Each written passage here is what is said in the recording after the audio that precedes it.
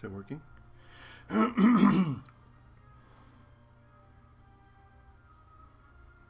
Well, hello there, folks.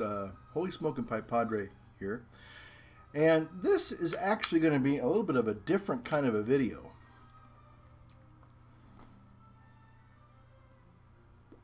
In the background here, you see my Mac setup. And about 4 years ago, when I was learning the Mac and learning Final Cut Pro 10, or actually Final Cut Pro 6, there were a couple of people who I thought were very influential and very informative about computers, technology, and Macs. And one of the guys that did a lot of tutorials was a guy named Eric Meek. And he was going as Apple Shake Guru and Apple Soldier, eMeek77 originally.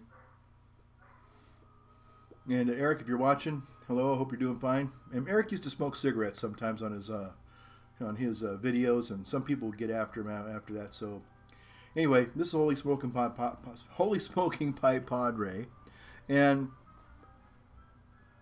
But on my other channel, when I was starting to make videos for my inmates, I was learning how to do video editing. And so I was about 2 years into it when a friend of mine came over. I just built a brand new Windows XP machine. That should tell you something right there, folks, how dated this video kind of is. Well, not this video, but my experience in video editing goes back to kind of the early Devonian period. But so this friend of mine, he was looking at my setup, and at the time I had a Windows machine that I had built about 2 years before that. And I was pretty proud of that, and I was starting to make videos. And finally I got it to work, and it was doing pretty good. I have to be honest. I found Adobe Premiere Elements, which is probably one of the best programs that I have ever used just for a consumer-based product. It's just a fantastic program. A friend of mine says that the Adobe programs, they do far more than you'll probably ever be able to figure out. I mean, the documentation is kind of limited because there are just so many little secrets and little technical warrens in that software that you could discover and go, oh, it can do this too. I mean, it was one of the few software packages, and then going back to Adobe Premiere Elements, was one of the few actual software packages that delivered everything that it promised and then some. Okay. That being said, I was pretty happy with my setup, and one day a friend came over and he said, hey, I showed him my setup, and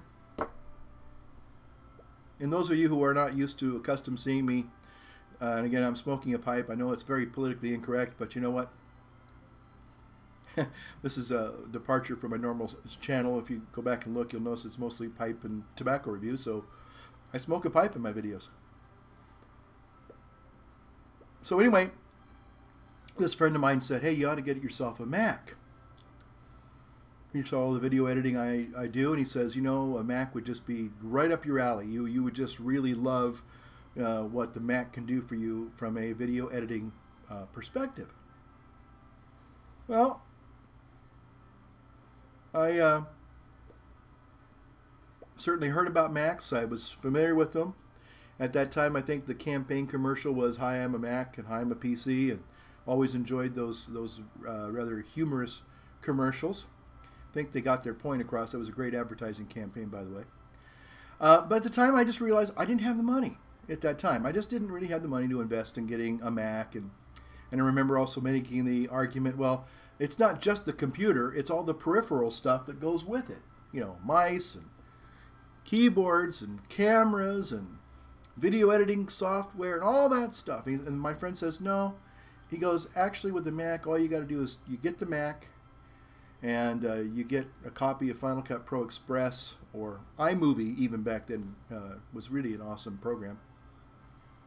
And he said, and all the other peripherals, your printer, your mice. Well, of course, you wouldn't have to need a mouse or a keyboard because the Mac comes with that, of course. But things like scanners and printers and cameras, and at the time DVD writers. He said they just plug in, they work.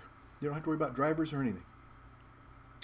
Well, the long story short of it is about 2 months later, this same friend gave me a gift to my very first Mac. In fact, I'm using it right now to record this video. And I got into Macs back in 2006. 2006 is when I think I got into the Mac world. Early 2007, late 2006. And to be honest with you, as a guy who used to build his own machines, his own Windows machines, and loved doing it, you know, I'm not here to hate on Windows, but there were things about Windows that I didn't care for. I didn't care for seeming like you know, all the upgrades. Yes, and I know OS X's had its own share of upgrades. But by my reckoning, every time I would upgrade, half of my hardware wouldn't work and half of my software would no longer work. That was extremely frustrating. And so the magic of OS X, and it's not without its faults, I'll be honest with you, I've had a few heartburns with OS X. And I'll just simply say I think the heartburn came when Leopard went to Snow Leopard, and we kind of made that little jump to Lightspeed from 32-bit to 64-bit. I noticed some problems. I have an older Mac, and although it still ran it, I still had some problems, but nothing quite as earth-shaking and upsetting as maybe a Windows upgrade. But the reason why I really got into the Mac, and what really propelled me to stay with OS X and Macintosh, was simply one program and one program only. And everything else, you know, comes second, and that was Final Cut Pro.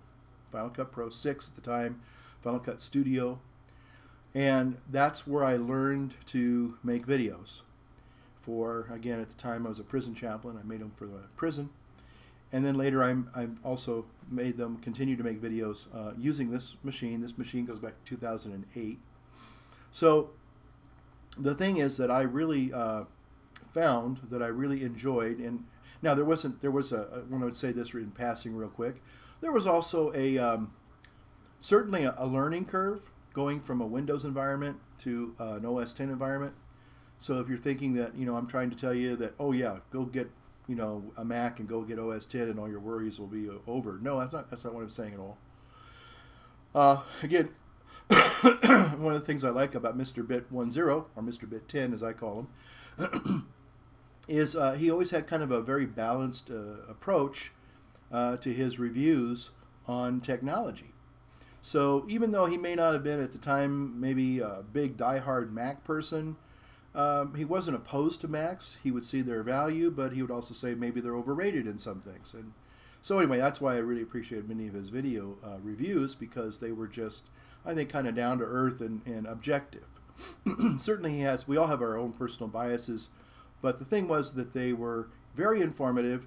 And so if there was a product or something, you know, I was wondering about looking into, I'd check out Mr. Bit, you know, 10 videos to get a good take on, you know, if I was going to maybe go out, say for example, if I wanted to go out and buy a Windows Slate, or if I wanted to go back into a Windows platform, and you know, what would he say about that?